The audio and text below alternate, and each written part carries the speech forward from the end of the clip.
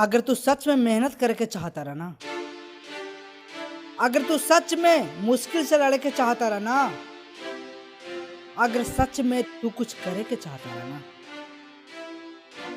तब है अपना अंतर आत्मा की आवाज पहचाने के प्रयास आगे।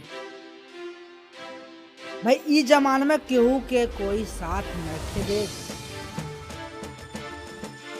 भाई केरा से तू उम्मीद लगा के बैठल बारा, केरा से